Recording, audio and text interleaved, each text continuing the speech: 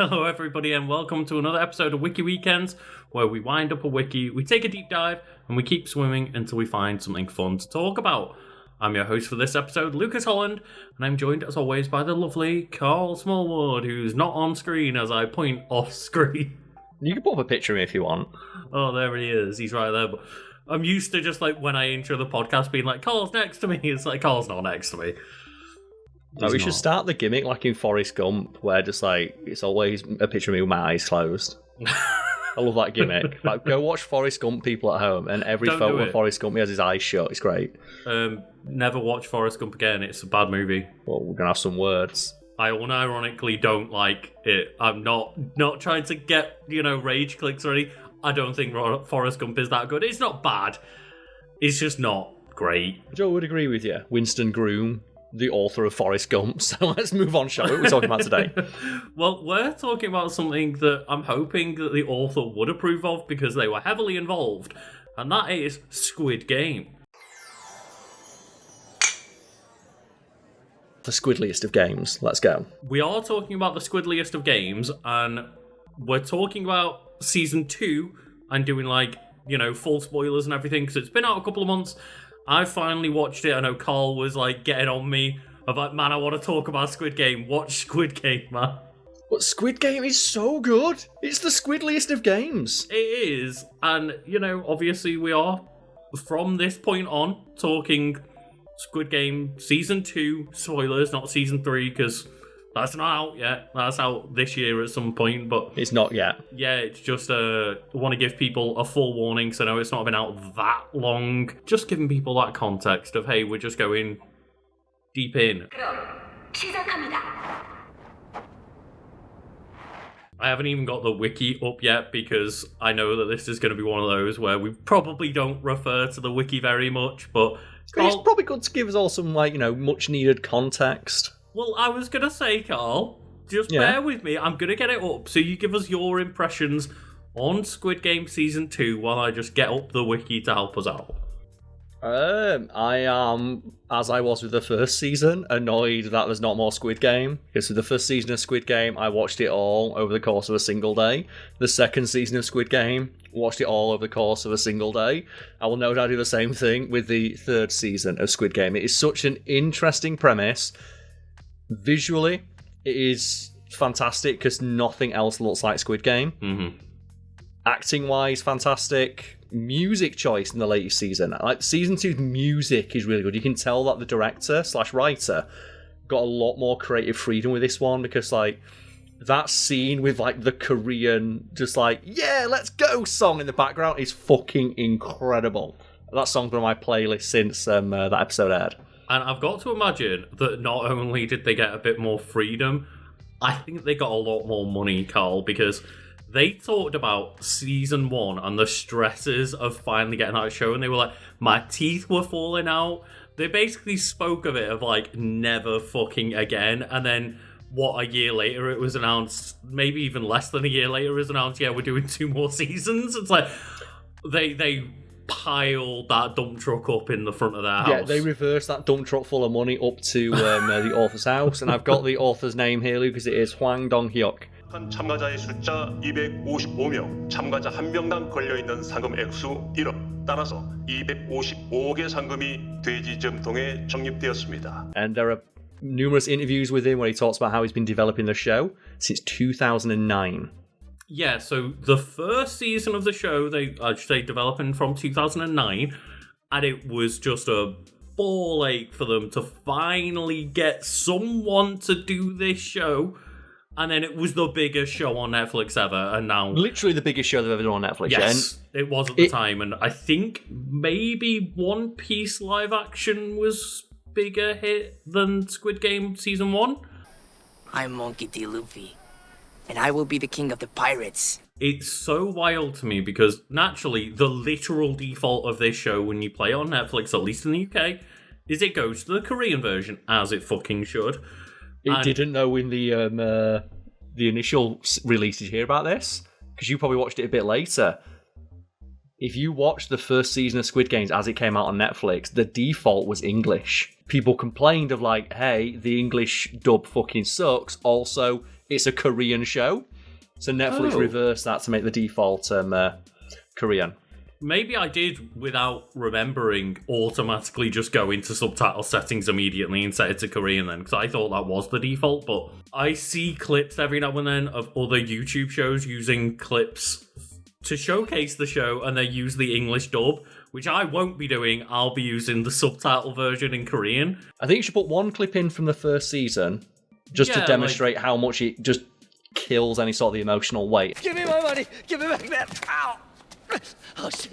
Give me back the money. That's all your mother means to you. You little... Hold on, you stop right there! Hey! And then maybe one clip from the second season, just to show that now that it's Netflix's biggest cash cow, they actually hired some voice actors who were pretty good. I guess I really am cut out for this. Whether you're killing innocent people in there, or preying on them out here, you know it doesn't change a damn thing. Yeah, I'll put in a clip just comparing kind of like, you know, season 1 English to Korean.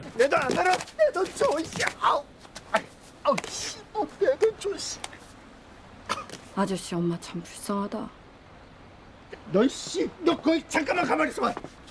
And season 2 English to Korean at some point, you know, in the beginning of this part of the video.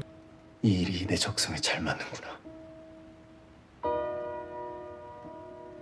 네가 그 안에서 총질을 하든 밖에서 야바이 짓을 하든 달라지는 건 없어. Obviously, there was certain characters in season 1, like the VIPs, who even in the Korean version were meant to be speaking in English, but it was like one of those weird things where it was not... I'm not sure whether it was like around COVID time, but either way, it was really tough to get people that had visas to work in Korea that were looking for acting work that could speak fluent English. Yeah, so they basically ended up just hiring like teachers and stuff, and there is some behind the scenes interviews with the people playing the VIPs, and it is worth noting that yes, their delivery was terrible, but they were directed to speak that way. Yeah. There's an interview with one of the VIPs where they talk about how I repeatedly, this is me like, you know, paraphrasing what they said, I tried to suggest, hey, maybe you didn't write this correctly. Do you want me to say it like this? Or is there a different intention behind it? It's like, no, say it as it is written. What convinced you to bet so much on number 69? Oh, it's such a beautiful number! 69! Oh, you dirty dog. And then you've got that weird thing of a Korean director and studio and production trying to teach English people how to act in English. And there's obviously some like issues with, you know, just the translation between those languages there, and even just cultural issues. It reminds me a lot of you see it a lot more specifically with things we're more likely to see dubbed. I'm not too big into K-dramas, not sure about yourself. No, I've not watched many K-dramas, I will say that. So it'll generally be like Japanese media we see dubbed, right? Of Other M is the example that springs to mind, where Samus's narration in that is fucking god-awful, and it's very flat, very dryly delivered, and there's no emotion. In the face of his well-meaning behavior and that of the other soldiers, my response was to become increasingly bitter. But in Japanese, supposedly, that kind of delivery is seen as being like stoic and badass. Whereas over here it comes across as flat and unemotional. And that's just a small cultural difference that does not translate well. Similar to protagonists in some Final Fantasy games like 7 and 8, where over here, especially, like there's like a bit of a meme in the Final Fantasy like fan base of Squall just constantly being like, whatever. And it's like, oh, what a shit character. But then in Japanese, the original intent is that, like, as you say, he's more of a stoic badass that, like, doesn't really care that much. Well, the most iconic one is Cloud, isn't it? Of, like, the literal last thing he says in Final Fantasy VII before they go for, like, Sephiroth is, all right, guys, let's mosey. Oh, right, okay. That's his last line before they go fight Sephiroth. I was like, what the fuck is this? It's like, just it didn't translate well. It was meant to show that Cloud has finally embraced them being his friends, but it just got translated awkwardly and makes it sound like a fucking dork. Yeah. Which is very in keeping with his character. I was going to say Cloud is kind of a dork, but going back to, like, Squid Game itself, Carl... No, it's the Squidliest Games. Okay, the Squidliest Games Season 2... The second season of the South Korean dystopian survival thriller television series Squid Game, marketed as Squid Game 2, is created by Korean television producer and writer Hwang Dong-hyuk, as you said. It was released on Netflix on December 26th, 2024, and I literally finished watching it like a week or so ago. How'd you feel? I feel like I got baited into believing that this was an entire season of television. Hey, it is an entire season of television, but it's an entire season of television that has a cliffhanger. And do you know what I'm excited for? This is the first time in a while I've seen a cliffhanger on Netflix where I'm not like, oh, well, this is getting cancelled, because I know for sure they ain't cancelling Squid Games. Yeah, that is true, because one of the ones that got me the hardest was Santa Clarita Diet. Yep, ends on a cliffhanger, never gets fucking made, right? Literally, the third season ends on a really cool cliffhanger, and then the show was cancelled, and it's like, ah. Joel?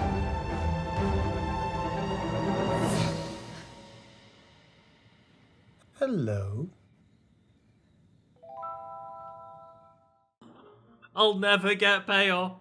At least with this, you know there is going to be a payoff, and you know they were filming the third season concurrently. So it's not going to be like 2 years down the line, it's later this year. They have announced that it will be released in 2025, and presumably because, as you say, they filmed it all in one big chunk for season 2 and 3, that they are, like, committed to that and aren't just going to, you know, delay it for 3 years or some shit. It's not going to be the case of just fucking Stranger Things where I'm going to have to rewatch that really fucking long season of Stranger Things again, because it's going to, be like 4 years between... Yeah, David Harbour has made, he's made Thunderbolts in between this.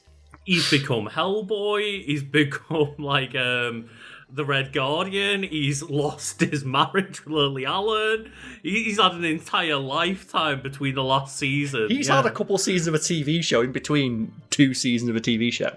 Yeah, God. So I'm very glad that the wait will only be presumably a year. It's probably going to release right around Christmas this year, right? I enjoyed it, but it was one of those things of we watched 6 episodes of a 7-episode season and was like, yeah, we should probably call it for today because how many episodes are left that we can watch tomorrow? And it's a 1.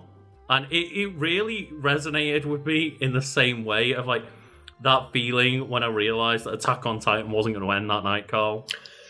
Yeah, so I guess the less said about that, the better, Lucas. Because here's the thing, in a couple of months' time, when Season 3 is launched, this feeling will no longer be there. It won't. And think of it this way, Lucas. It's not that half your order for the food didn't arrive. It's that you've got another order of the food arriving later this year. No, bullshit, Carl. I'm going to call it out. I got blue-balled on Squid Game Season 2, and I'm pissed off about it, alright? It is not Netflix's fault that we are all fucking gluttons, and 8.5 hours of content we look at and go, is that it? We like Patrick here of the big belly and the chocolate on the face of now I'm gonna starve. Now I've got nothing to watch. If it was 8 hours of a show with a start and an end, I'd be fine. But they gave me a fucking mid-season break and called it a full season. And also, it is Netflix's fault because they're the one who introduced binge watching in the first place. Okay, you know what? It is their fault. Fuck them. Fuck them.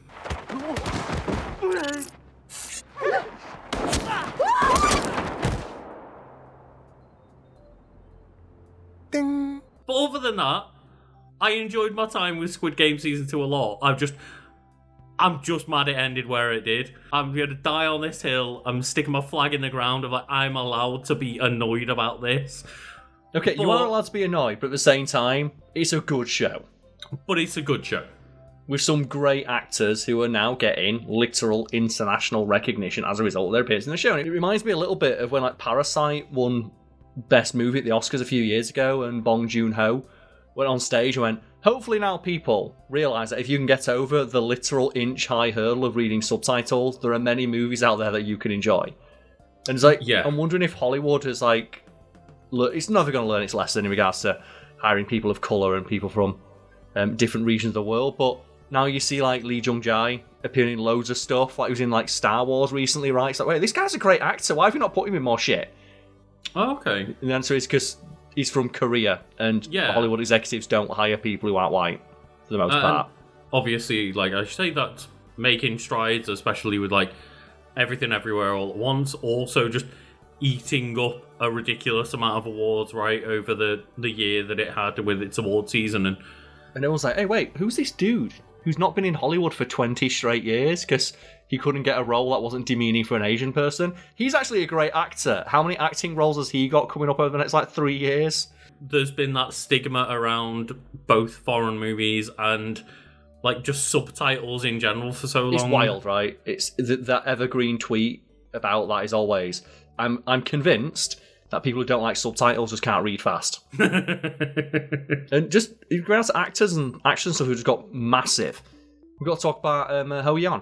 She's the model who plays, I have it here, Kang Se-byok in the first season. She's the one that was the North Korean defect, right?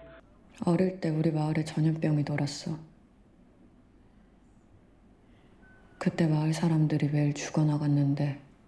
The amount of people who lots of action went, this is the hottest woman I've ever seen. Why is she not in everything? It's like she is in Korea. And she's also a really good actor. She's a fantastic actor. And overnight, she got 500,000 followers on Instagram. Mm-hmm. Yeah, and it's part of the reason why I really like watching something like Squid Game, because all of a sudden I'm watching actors that I'm not familiar with. I'm watching, directors and creators, their works that I'm not familiar with. And it's just a case of seeing different perspectives and different visuals and different themes that I'm not used to, and it's really refreshing. Yeah, and new music, for example. Just, it's new, it's different.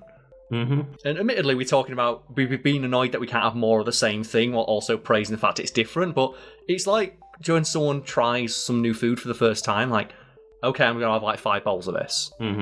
And I'm going to make myself sick of it. And that's a bad thing to do, but at the same time, it tastes fucking great and I want more. Not long ago, I went to Japan and had 2 weeks of incredible food and came back to Britain and was like, where can I get more cheap, accessible Japanese food? It's very limited locations.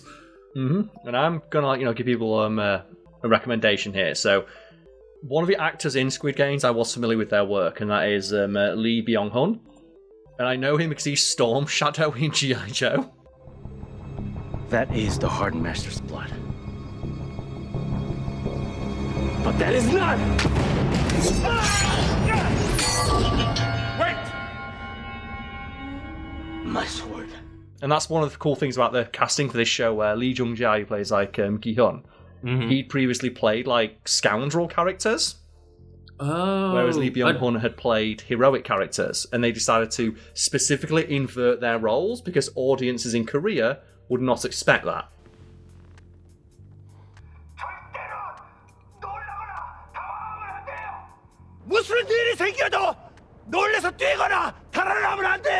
Obviously we're doing our best with pronunciations here, but the season stars a lot of people.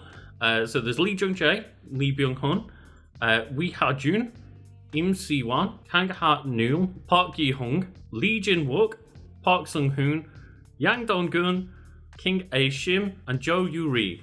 And I was about to say, you're going to go through all 250 characters in this show? That's the thing, is that it's apparently the starring roles, because there is a lot of cast members in this, right? Yes. Obviously there has to be, because they have to be hey, here's a game full of 456 people and most of them are gonna die. And it's one of the things I'm going to say about when people talk about how, Squid Game, it was an idea that didn't get its chance. I'm going to just go out on a limb here and say probably the reason it didn't get a chance is because the writer is a first-time unproven director-writer, and their idea is, okay, first of all, we need 300 extras. It's no. This isn't like Queen's Gambit, where Queen's Gambit had a similar story. It's that's a simple story that you could have told cheaper, but obviously it got a big budget because Netflix believed in it, or I think it was Netflix who did that one, but with this one, there's no way to do the idea of Squid Game on the cheap.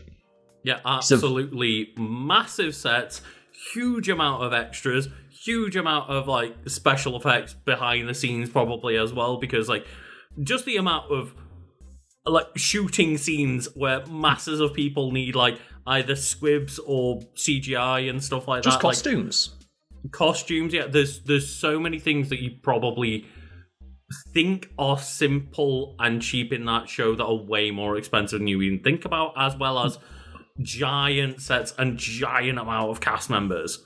What was the part? It's a interview with the director as he's like walking you through a scene, and it's the red light, green light from the first season. Mm-hmm. They talk about, the last 30 seconds of this took us about like 3 weeks to film because we could only film for like 2 hours a day to get the right lighting. We had to, every time we reset up, we had to get like 50 extras in the exact same position. And by the end of it, he says, like, if you notice, and he even points out, like, yeah, there's a continuity error here, but by the end of the filming day, I was like, fuck it, let's just get the shot we have. That is a weird thing of, it feels like there's such an inconsistent amount of people in that first scene, and then the amount of people that come out of that first scene, it is wild, but I can get it because the amount of issues that must cause being like, we need 456 people in here constantly dying and being shot in different locations over different days, and yeah, it's like originally going to be 1,000 people. And when they asked like the director, like, why do you like narrow it down? We couldn't afford 1,000 extras. Obviously, as it goes on, those numbers dwindle really quickly. Real quick. By design as well. It's both for practicality reasons and story reasons. But then you I guess that's a good example, right? Of like in the first season, it's what, like 100 and something people make it through round one of red light, green light.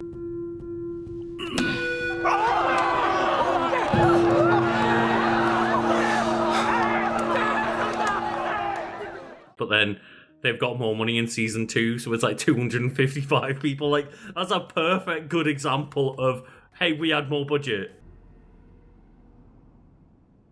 And I guess one thing the director had going for them is that with a cast that massive, you probably don't know who's going to make it through, save like the one dude who like they focus on throughout the episode. But yeah, obviously, and it is funny because I do think that's one like weakness in Squid Game 2 is they have one character who's focused on of like the girl that Thanos immediately hits on, the hot girl, and you're like, oh, she's clearly going to be quite pivotal because she's been shown on screen like 5 times, and they kill her instantly. Bad, you know, Chell. I'm a legend, Thanos. 부르댕댕 녹색 빛깔. 내게 밝혀줘 green light. I like you. And I think that's the director toying with fan expectations because Si-wan was such a popular character in the previous season. Yeah, it's like, obviously, yeah. People liked her because she was like the hot girl. So let's put that character in and then immediately kill her off to subvert expectations. That's one thing I like. Even though they're playing the same game, he still got me. Because same as you, I thought that, like, she was going to make it. And as soon as she got shot, I burst out laughing. Yeah. Just in terms of like, not because it's funny that she died, but like, you got me. And then they also have like a very attractive woman in like the group of like the kind of antagonist group, right? Yeah. With Thanos in it, and you think like, oh, the cowardly guy is gonna save her, and like because she's like the hot woman on that team, she's gonna stay alive, and then she just gets fucking murked. And that dude just sits there like a pussy and watches her die.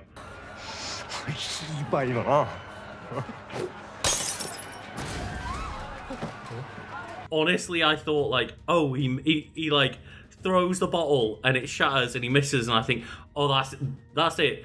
He's realised he's messed up. It's his time to like sneakily jump down and be the hero and like stab him in the back with a glass shard or something, and he just fucks off. And the thing is though, you sit there being annoyed at the same time, it's like, she is hot, but that guy did have a knife. Or a fork or something, yeah. You can't be mad at it, right? You're pissed off at the same time. It's like, well, I'm more pissed off at the guy for for cowarding out, right? Even though she looked after him. And that's one of the things that's great about Squid Game. It makes you think to yourself, could I do that? And for most people, that is like more metaphorical. Mm-hmm. Unless your name is like Mr. Beast, I suppose. Like, now I'm going to put people through this experience. Now I'm going to try and kill people in an actual Squid Game experience, yeah. There's something I thought the show was very obvious about, is that the games are rigged. Well, I don't think it's that obvious, because, like, it's really hard to rig a game of red light, green light, or the second game that they do where it's like, they literally have to do games of skill. But that's the point, though, because... And I think it's such a genius criticism of capitalism, because that's what the show is. Criticise unless you're an idiot. Or Netflix. Yeah. Don't get it. But obviously, like, we are fully aware that the irony of pumping out more seasons of such an anti-capitalist show for the sake of more money and views, But that's why it's so genius, because like I said, the first two games, theoretically, every single person could have made it through those first two games. All 456 people could have got through the red light, green light, and the cookie thing. If everyone... It'd been difficult. Well, the cookie thing was not season 2, right? The cookie thing was a fake out in season 2. But it was in season 1 as well. I'm talking about the first set of games. Everyone could have made it through that. But as soon as you get to like the later games where they straight up say, okay, 50% of you are going to lose. Well, yes, of course. There's like things like tug of war and the marbles and stuff where they literally have to kill off half of the people. Like, that is, no matter how many people go in, half of you are coming out.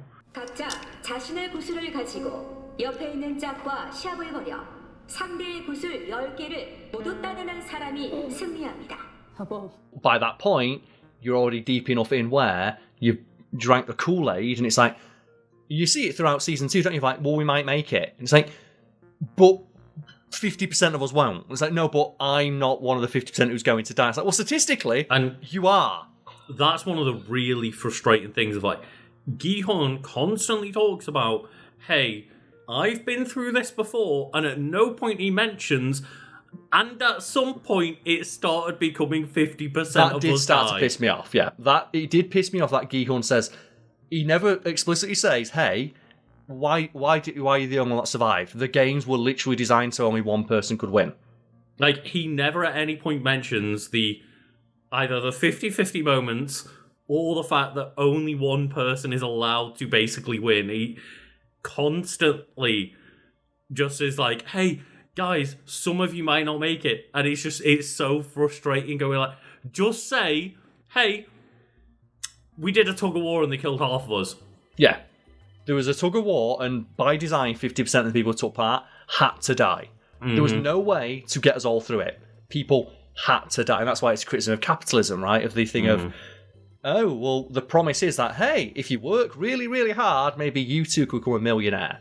Ignoring the fact that to get to the point of being a millionaire, you have to trample on many people, throughout the games is represented by the literal stepping over other people's bodies or leaving them to die. Mm-hmm.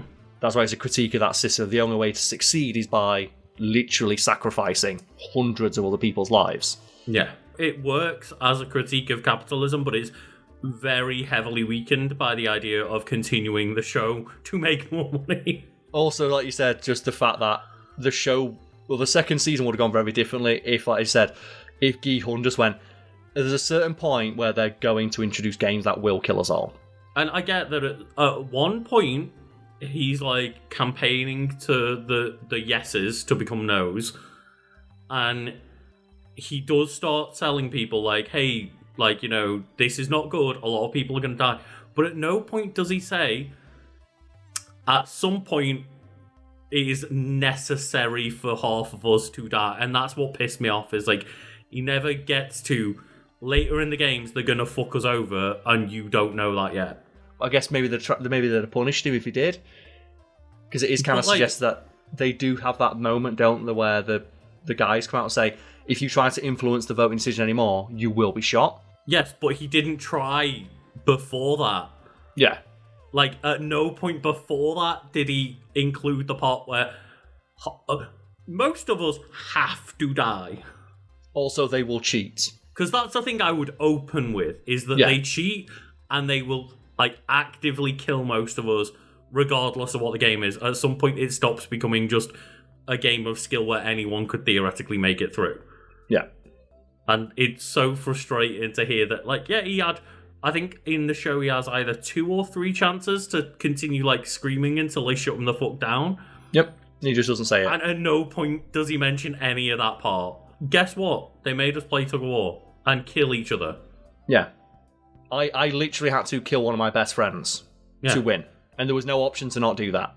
I literally tried to not do that, and they told us no. And it is interesting because there are multiple things that they kind of frame as if you've just forgotten the first season of Squid Game. And they kind of make it seem like it's the same thing. And I went back and watched season 1 and it's not. And it's like, in this game, I'm presuming that all of this is set up in a way where, because Gi-hun is returning to make a point, try and shut it all down, and also prove to the is it the front man, you said? Front man, yeah. Il-ho. I get that he's trying to make a point, so Il-ho's trying to make a point, and they change and manipulate the games in a certain way. That's what the second games is more about the competing philosophies of frontman and Gi-hun. X를 눌러서 여길 나갔으면 사람들이 정말로 좋아했을까요? 나중에 어디서 절 만나면 그때 살려줘서 정말 감사하다고. 지금은 행복하게 살고 있다고 그럴까요? Yes, it is, but they frame it as if it's the same way the games worked in season 1, where, oh no, you get a vote after every game. That wasn't a thing in season 1. They got a vote if they all decided they wanted to have a vote, but in season 2, it's just, well, every game you vote. But that's also as well kind of meta, right? And also a criticism of capitalism of, well, they'll change the system to make it seem like you've got more choice, to make it seem fairer, but ultimately it's still got their thumb on the scale. And another thing which makes leaving easier is that when they leave in season 1, that money goes to the deceased, the dead people's families. Yeah, that's what they use to try and guilt them back, right? That's what they use to make sure they get back, because it's like, hey, if you do leave, you're not the people getting that money, whereas in season 2, it's a case of, again, I realise that it's because they're trying to show Gi-hun that his philosophy is not going to succeed, but they frame it as, well, in the Squid Games, if you leave, you all split the money. Yeah, but presumably it's that only one person there knows that's not how the game works, and we don't know what happened in previous games, because Frontman, he talks about his games. Yeah. And we don't know what happened in his games, and I hope we never know what happened in his games. All we know is that he won. And we know that he won, and he was brutally, pragmatically efficient, as seen when he's taking part in games and he's about to lose, and what does he fucking do? And you can see that he's a badass when he gets jumped by those 2 guys, and he just, like, brutally kicks the shit out of them without even a thought in his brain.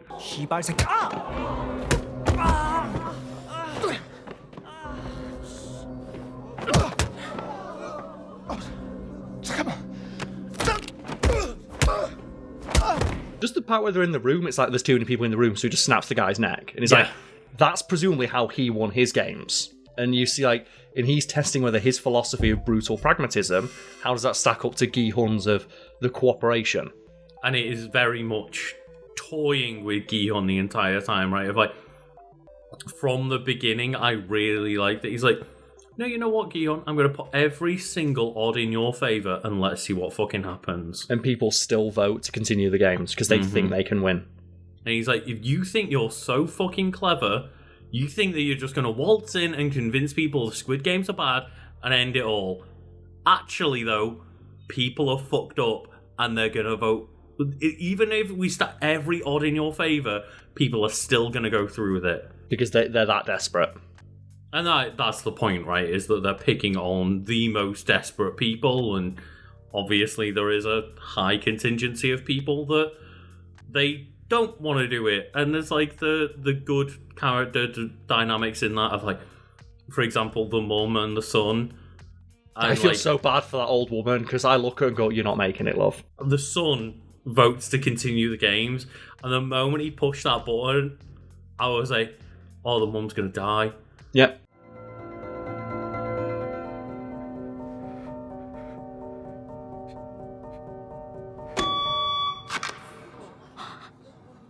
They obviously hinted it and they don't go through with it, and then that makes him regret his actions. I'm not looking forward to that next season because they're going to put them against each other in a game, right? Yeah. It's like Ali, isn't it, in the first season where you see like Ali, the fucking hero moment where he stops Gi-hun from falling. It's like, that dude's a badass. But looking back on it, it's like, that was the moment though he's destined to die because he's too nice. Yeah, that's the moment that you should have realised he's a sacrificial lamb at some point. Because there's no way a guy that nice is not going to be manipulated by people who are that desperate. Mm-hmm. I was really, really mad at the season 2, season 3. It's one season. Yeah. I'm mad at that fake out, but it's such a phenomenal show, and I'm upset that there's only 7 episodes of season 2 because I just, as you say, God, I just want more.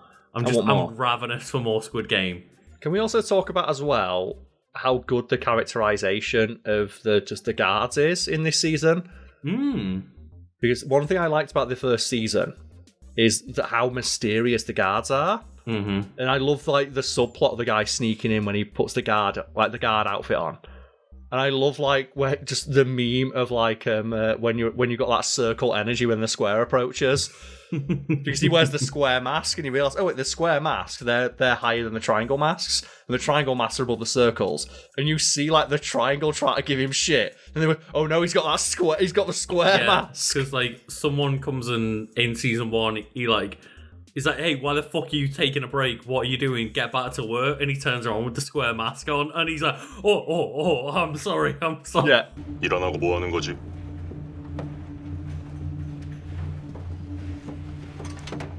죄송합니다. People don't know how the mask system works. It's the more sides your mask has, the higher ranked you are. And that's why Frontman wears a completely polygonal facial mask. Because he's got more sides than anybody else. Apart from the VIPs who have so many sides, Carl. There's so many sides. But I just love that just when the circle approaches you, not realising you got that big square energy. Well, during the bit where they're doing the games, and it's like when the heroic music's playing, they're going through. And like the guys, they have like their little hand signals, like, is it good? Oh, yeah.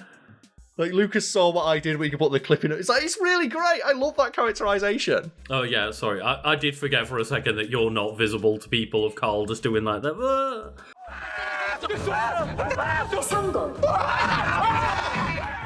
I was watching those games and I'm like, the games that the mini games that they play during the game of like the second game. Yeah. And I know that it is an actual game that people play in Eastern Asia, I believe, like with the dice that you pick up and then throw and grab and pick up and throw and grab.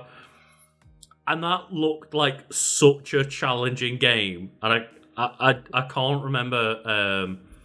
If you go watch like the behind the scenes stuff and they show you like this is an actual, we got an expert in to do this. Mm-hmm. And the expert fucking does it in like, they had to ask the guy to slow down because he was that fast. So people are good at it. Yeah. And they are weighted as well. Apparently that's the thing, you don't realise they're weighted, so they are very good at that. And that's when the older woman talks about, we did it with bullets during the war. Oh, right, yeah. And I did just look at the episode list and it does mention here that it's a Gong-ji, I believe it's called, and it's a Korean Jacks, it's known as.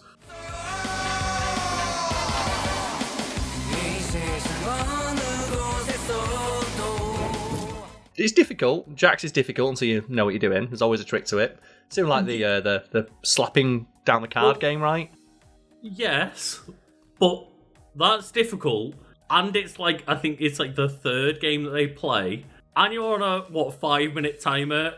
And you know that you're going to die if you fuck up. And it's like, that would be so difficult to, like, your hands would be fucking shaking.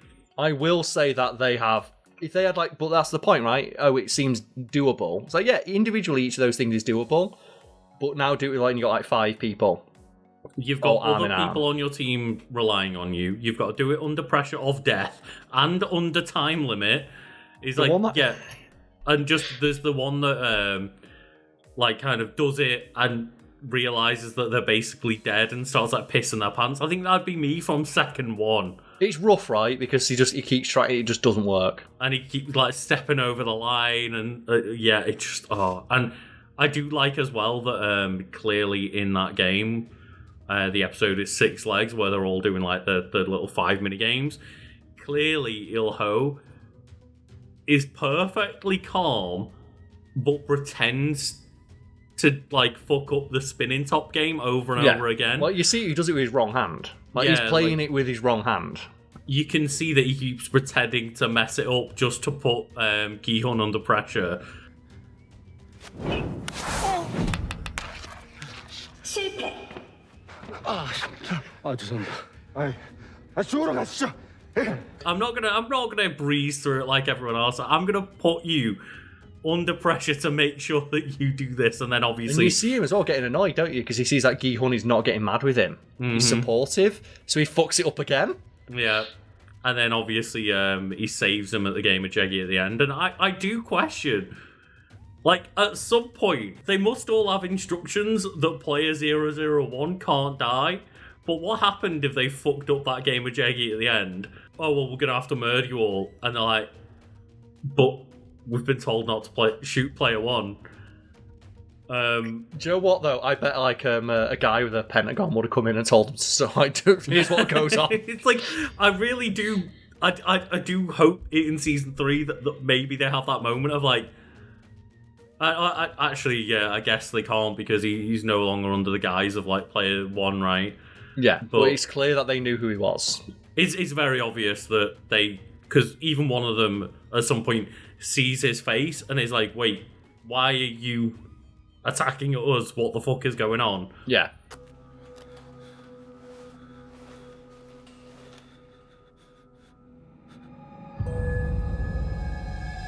So they clearly know who he is. It would have been such a cool moment of just, oh, player 001 is eliminated, and they're all like, fuck. Well, that's another element of its criticism of capitalism, right? Where you have the rich people taking part. So you see, look, it's not that difficult. Even though like they have more resources and they're not actually taking any risk. Well, player 1 in Season 1 loses and doesn't get killed, right? Yeah, but he still talks about how I wanted to take part in the game to see what it's like. But you took part in games that you knew you couldn't lose. Like, even if you lost, you can still fuck up. You don't die. For you, it's literally games. For those people, it's life or death. But you've got to treat it like a game. Do you not see how privileged you are? I guess the only one he definitely would have died on was the tug of war. There's not really a way to fake out that moment, right? Well, if you go back and watch it, you see he's not clipped in properly. Oh, really? Yeah, go back and watch it. You can see he's not clipped into it properly, so if they'd have fallen off. Even then, he's still not risking his life.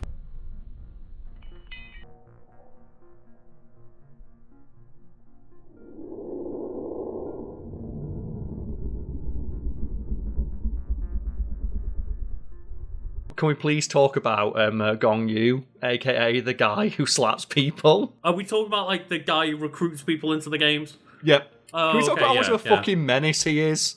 Where on his day off, he just goes around and harasses homeless people. 선물은 하나. 빵과 복권.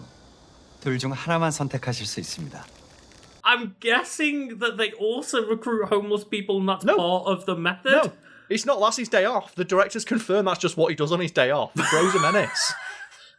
Like, after work as well. Yeah. Because they follow him from doing work in the subway. Yeah.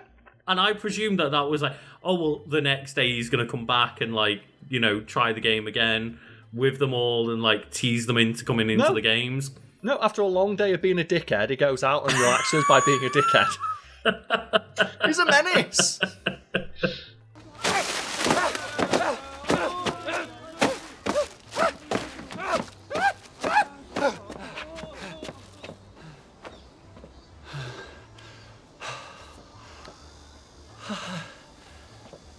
That's incredible. I just presume that was a different avenue of recruitment. No, just that's what he does on his day off. Oh, man. People come home and, like, you know, have a glass of wine and chill out or have a bath or something like that. And he's like, you know what, I go and harass homeless people. Fucking hell. Absolutely shout out to that moment when, like, they're in the crime syndicate base and, like, you need to look out for this, man. And it's just, like, a balloon with a face scribbled on it or whatever.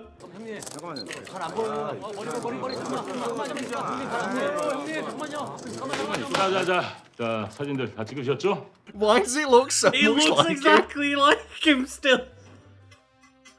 It's actually a really good representation of him. It is. It looks so hilariously bad, but at the same time, I would know the exact person I'm looking out for. You know exactly who that is, don't you? It's like, that's that dude. It is. Oh, God. But just the look on their faces as they're like watching him just as he goes in, pours all the bread on the floor, just does a fucking dance routine. I'm like, who is this weirdo?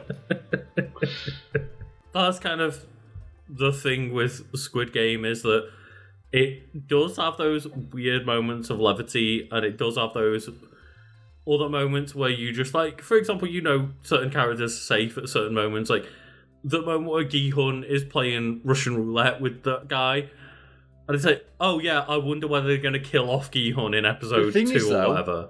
I wish they'd never released a trailer, because in the trailer you see him playing the games again. So as soon as I knew that, and I saw the picture on the poster of him wearing the outfit, I know it. But for a moment, I forgot about all that. I thought, they might actually kill him here, because this is a show where they can randomly kill anyone. And so I thought, I saw him in the trailer, he's wearing the outfit, he's gonna survive. Well, I didn't see anything, but even without seeing any of that, I was like, they're not going to kill him. Whatever. Great moment, though.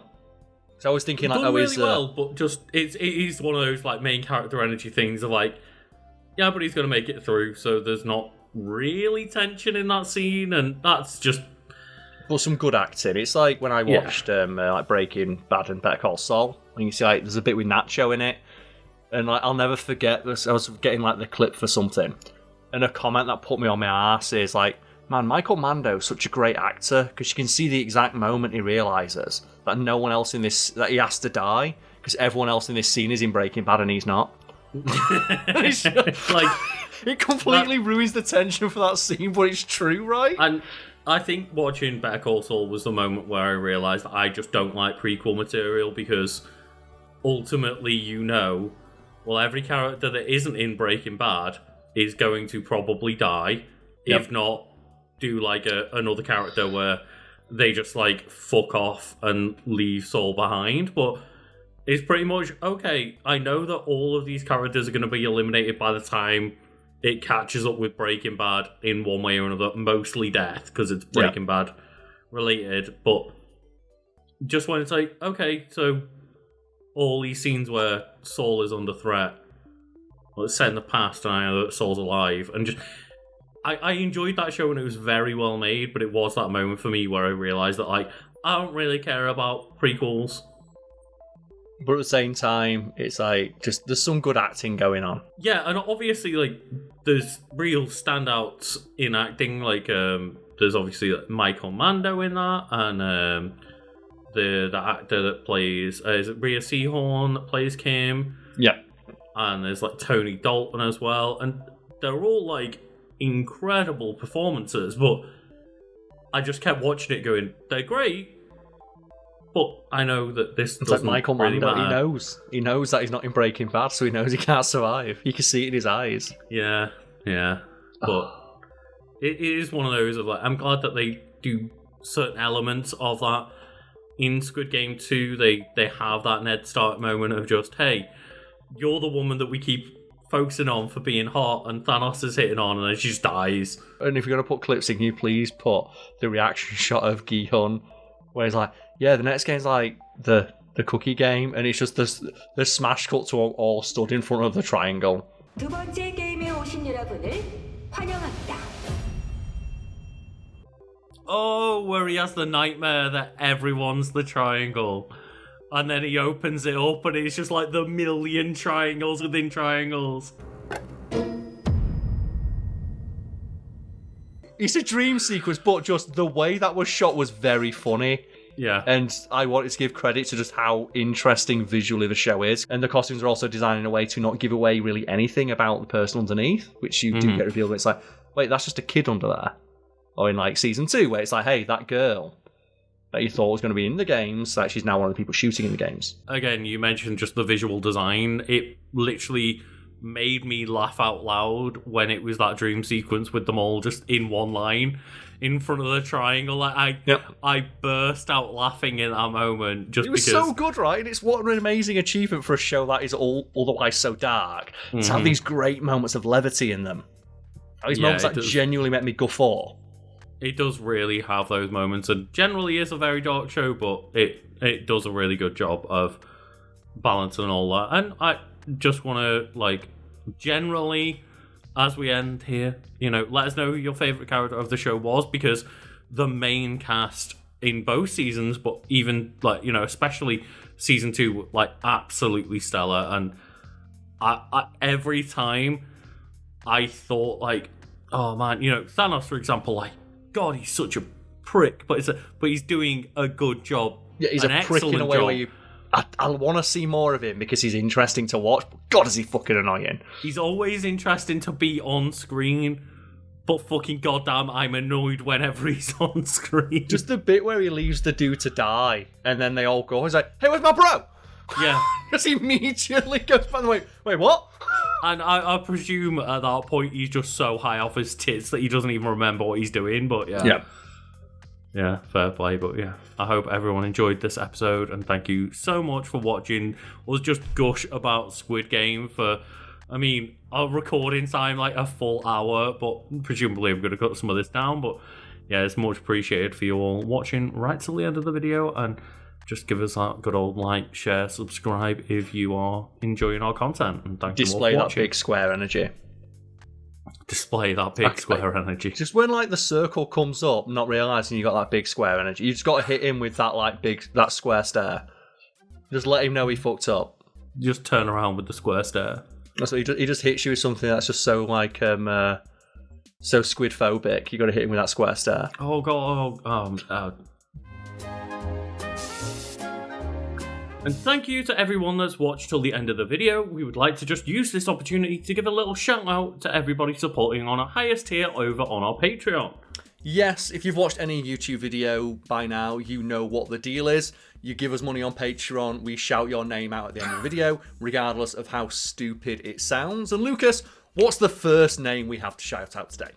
Well, the first name isn't stupid, Carl. It's quite awesome because it is B of Awesome. Ladies and gentlemen, behold your new god. B of Awesome. Ahoy, hoy, lowly mortals. Well, that's not a bad name, Lucas, but I counter it with Dan Daly, all one word. I feel like we're playing Yu-Gi-Oh right now, Lucas.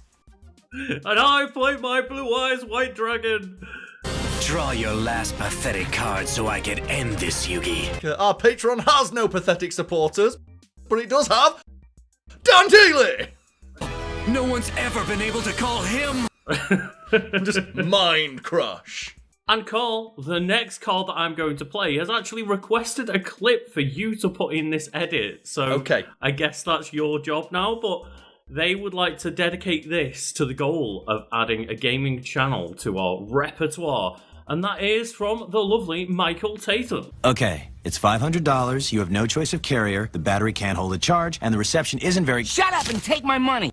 And that's the first person so far to request a specific clip, because a joke I like to do with our end of video shoutouts is just put a random clip in from a show or a movie with that person's name superimposed over it.